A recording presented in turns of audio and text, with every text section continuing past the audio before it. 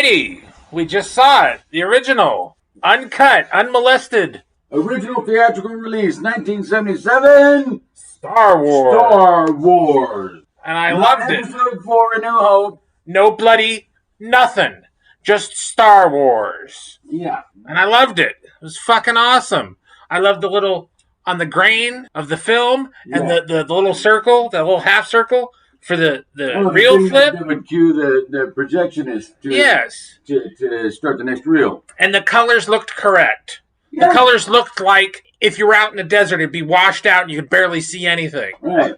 It's not remastered and tinted and digitized and it's beautiful. It's in its original glory, raw, rough around the edges. But I don't think it was rough around the edges. But that's what made it, though. Yeah.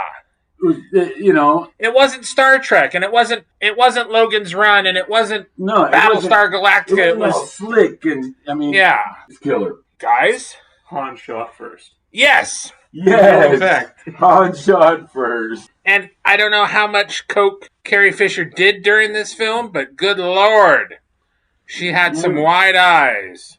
An early deposit on the paycheck. I don't know. Saying, I guess after you hear what happened to Dorothy. A lot of that probably happened after this film, but still, yeah. No, I saw her wide-eyed. She was like, oh. I mean, come on. She's Eddie Fisher and Debbie Reynolds' daughter. Yeah. She's probably been on coke since she was 12. Like Drew Barrymore. Oh. Getting the blood early. Whew. All right, go on, guys. Come on. Let's see. Eric and I can just fucking, just gibber on about it. You guys cop in. Come on. I haven't seen this cut or this I'm sorry, but I in many years, because, since 77? Well, yeah, pretty much. Really, because even the first video release was a little bit, altered or what the fuck's episode 4? Yeah, remastered, whatever that was. Yeah, that's the earliest one I saw was the first VHS release, and yeah, there was definitely some differences that even I can remember, even though I haven't seen that since the mid '90s. Yeah, 30 years ago. Mm-hmm. So yeah. Well, I was slightly worried that there are certain shots where they added in CGI creatures and that sort of things walking around. I thought, well, does this mean the original is going to look empty and sort of like barren? But no, it felt right. I did like how the one scene, you could tell it was not stock footage, but just that it was a one shot where they're going into the bar, but before they're going into the bar, it's just a still, and then that's it. Yeah. Which, it's fine. Do that stuff. And I don't think the special editions were offensive, but they didn't help. Especially in the first one. Han shot first. Just deal with it. We are in the worst airport bar in the galaxy. Right? Listen to some light jazz. Yes. And and Eric said, I remember restoring the original cut scene that Han and Jabba at the wasn't necessary. And I think when Eric said the only reason they did it was they did shoot the thing with Harrison Ford. They just never completed it with the special effects. Wasn't Jabba originally supposed to be like a humanoid, or he could be more humanish in that original scene he was, and they just CGI'd over him. Yeah. So when Walrus Man, I call him Walrus. Walrus Man. Yeah. Pussy face. Anyway, when he gets his arm chopped off, I didn't know anything about the doctor, but that he gets sliced in half. Closely, he's going down. And in the book, it's described that he's cut in half. Yeah, no, Obi-Wan cut Dr. Evans down and disarmed Ponda Bala. Nice.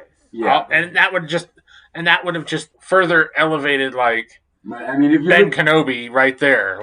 It's not graphically depicted, but if you look, he goes down. Yeah, he's on the floor. And I would have preferred to see him in half, but But no, we got to see. We got to see a bloody hairy stump, and I'm just like, Yeah, even the disembodied arm was you know, But I think it disturbed a lot of people. But man. it would have. Wow. But like, so when he's like, I got this, bitches.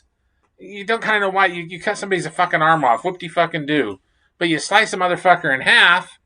Like, yeah, I ain't fucking about, son. With a laser sword. Yeah, an ancient weapon. Nobody, I mean, really, people may have heard of it, but they saw one up close and personal. Like, oh shit, no, yeah, don't mess with that, dude. Yeah, that was sort of the thing that they heard about, but they never seen him because for at least 20 years the Jedi have been hunted. I mean, those guys had death sentences on 12 systems, but Obi-Wan's got a death sentence in every system. Yes. Yeah. And even when the Jedi were active and before the fall of the Republic, how many people, especially out in the Outer Rim like Tatooine, would have had it? According to Dave Filoni, the magic fucking cowboy, they were there all the time. Because they got to talk to Jabba and the fucking gay fucking hut and all these other motherfuckers. No, but I mean, blah, blah, blah. You know, what did they say? There was upwards of 10,000 systems members of the Jedi Order. Yeah. 10,000 out of how many potentially trillions of residents of the galaxy. Yeah. You know, and what are your odds of actually coming across a real Jedi and seeing one up close and personal, even when they were active? Well, see, when you're when you're a writer for Disney, you don't have to think about these things. So it's great. It was wonderful to see, and we'll have to thank Augustus.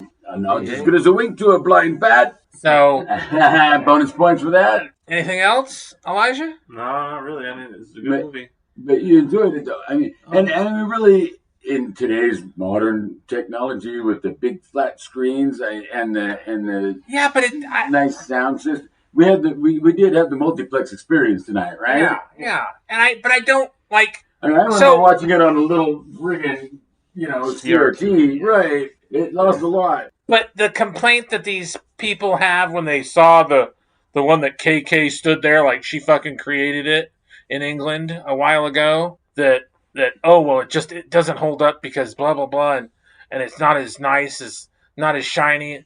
You're fucking knobs. You're window lickers and you like being a window licker. You fucking tards. No, Star Wars changed everything. And it stands on its own in this version. Yeah.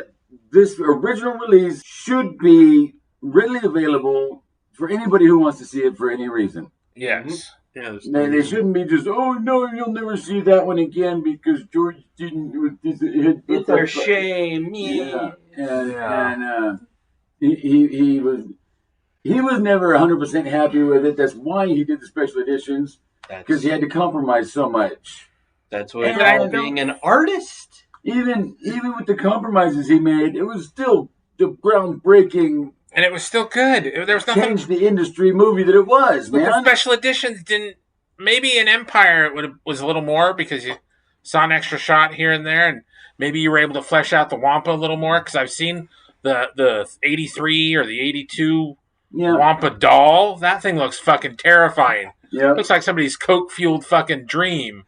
Yeah, I mean, it's not. The Cloud City, they were able to expand on it. A whole lot of extra, windows and things you would see out, And, which, okay, fine. But I don't think it really... But it wasn't necessary either. And I liked how, when the Jawas were hunting fucking R2, that there were parts that were dark, and then parts that were super bright. Yeah. Because that's the way it is in a desert. It's a desert. Oh, yeah. Yeah, it's not... Yeah, I've been through those in real life, driven to them at high speed, and it's trippy. You don't know what's around those corners. Yeah. There's at least several times where anytime I could have been attacked by a mountain lion, and I never would have known it. Yeah. It was there. Yeah. The desert canyon is not a safe spot. It's not a bright spot, and it's a very dangerous spot. Yeah.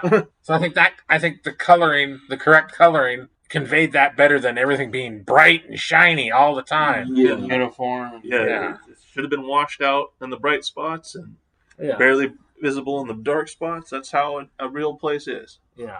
Yeah.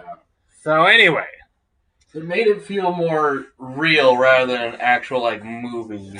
Sterile movie. Yes, not fake. Yes. It was more real, yeah. Yeah. It was a guy. More, so that that drew you into it more. Yeah.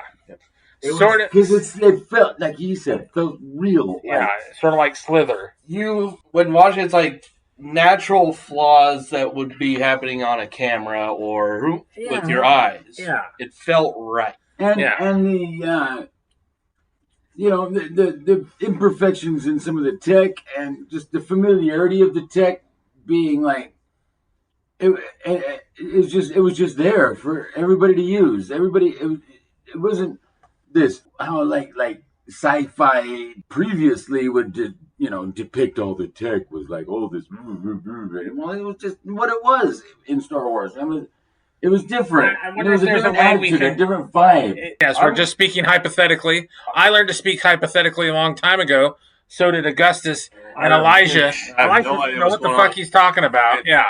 And Eric doesn't know nothing about nothing. Hypothetical pariah. This might be a Minecraft. Yeah, it's the CIA mind fuckery. So anyway, we got to find out on that.